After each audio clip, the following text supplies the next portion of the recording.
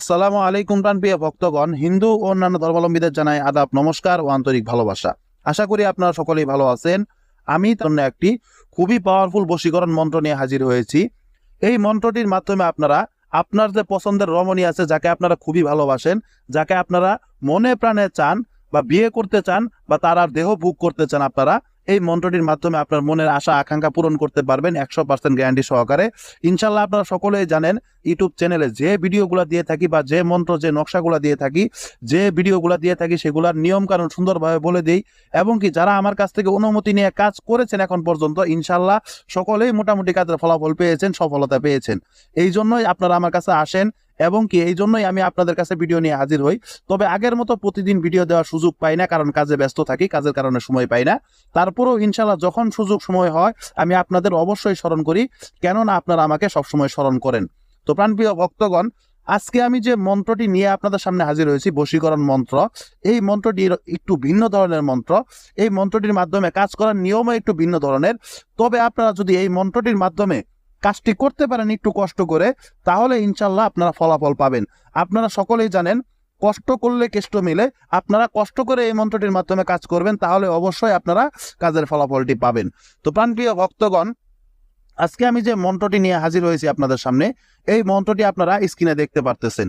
তো প্রাণপ্রিয় ভক্তগণ, এই মন্ত্রটির ভিতরে অমুক যে স্থান আছে, এই অমুক স্থানে আপনাদের যে নারীকে আপনি বশ করতে চাচ্ছেন তার নাম উল্লেখ করতে হবে। সর্বপ্রথম নামটি উল্লেখ করে আপনাদের এই মন্ত্রটি সিদ্ধ করতে হবে। এই মন্ত্রটি সিদ্ধ করার জন্য আপনাদের, এই মন্ত্রটি কিন্তু খুব ছোট ছোট মন্ত্র। এই মন্ত্রটি আপনারা মুখস্থ করে নেবেন, মুখস্থ করবেন তার নাম উল্লেখ করে। মুখস্থ করার পর আপনারা যে কোনো একটি নিজ স্থানে যাবেন, উজু টজু করে পাক পবিত্র অবস্থায় যাবেন, যে স্থানে বসবেন সেই স্থানটাকে পাক পবিত্র করে নেবেন। করে সেখানে বসে আপনারা, সেটা বাইরে হতে পারে, আপনার ঘরে হতে পারে, কোনো সমস্যা, কিন্তু জায়গাটা নির্জন হতে হবে এবং কি পাক পবিত্র হইতে হবে, এবং আপনার নিজের শরীরটাও পাক পবিত্র হইতে হবে। সেই অবস্থায় বসে আপনারা এই মন্ত্রটি সিদ্ধ করবেন। মন্ত্রটি সিদ্ধ করার জন্য আপনাদের এই মন্ত্রটি পাঠ করতে হবে 501 বার। ছোট একটি মন্ত্র 501 বার আপনারা কিছুক্ষণের মধ্যে পাঠ করে ফেলতে পারবেন। তবে আপনারা এক ধ্যানে একদিকে এক দিলে এক মনে সেই মেয়েকে স্মরণ করবেন আর এই মন্ত্রটি সিদ্ধ করবেন। এবং এই জন্যই নির্জন স্থানের কথা আপনাদেরকে বলেছি, যাতে কেউ আপনার সিদ্ধর মাধ্যমে ডিস্টার্ব না করে। ডিস্টার্ব করলে আপনাদের মন্ত্রটি সিদ্ধ হবে না, এই জন্য নির্জন স্থান সর্বদা বেছে নেবেন। মন্ত্রটি সিদ্ধ করার পর আপনাদের এই মন্ত্রটির মাধ্যমে কাজ করার জন্য আপনাদের একটা কাজ করতে হবে।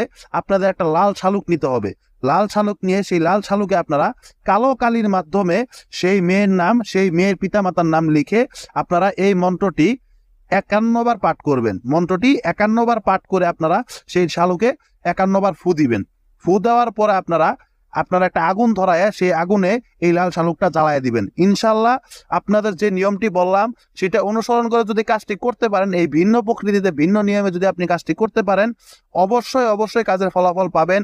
আর সেই মেয়ে যে পর্যন্ত আপনার কাছে সুইটা না আসবে, সেই পর্যন্ত তার শরীরে জ্বালাপোড়া করতে থাকবে। আপনাকে ছাড়া তার শরীর অস্থির হয়ে থাকবে, তার শরীরে অস্থিরতা কাজ করবে যে পর্যন্ত আপনার কাছে না আসবে। যখনই সে আপনার কাছে চলে আসবে, তখনই তার শরীরে অস্থিরতা কমে যাবে, তার শরীর সব ঠান্ডা হয়ে যাবে, তার শরীরে কোনো ধরনের কোনো অসুবিধা থাকবে না, তার ভালো লাগবে। আপনাকে ছাড়া তার কোনোভাবেই ভালো লাগবে না, সবসময় অস্থির অস্থির লাগবে। যেমন এতদিন পর্যন্ত আপনি তার জন্য অস্থির হয়ে ছটফট করছেন, এখন থেকে সেই মেয়ে আপনার জন্য অস্থির হয়ে ছটফট করবে। তো প্রাণপ্রিয় ভক্তগণ, কাজটি করার আগে অবশ্যই অবশ্যই আমার কাছ থেকে অনুমতি নিয়ে তারপরে কাজটি করবেন। এবং কি আপনাদের যে কোনো প্রয়োজনে, যে কোনো সমস্যার জন্য ইনশাল্লাহ আমার সাথে যোগাযোগ করবেন।